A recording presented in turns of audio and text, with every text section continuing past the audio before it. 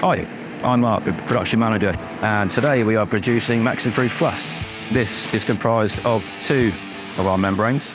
This is an SWS polyethylene, which is 100 microns. We then go down to here, which is our glue machine, and this just distributes a nice layer of glue, ready for our next layer, which is an MS polymer impregnated fleece.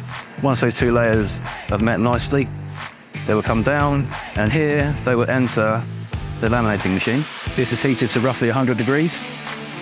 That causes the glue to melt and the two layers to become bonded. By the time they reach this end of the machine, two layers are firmly bonded.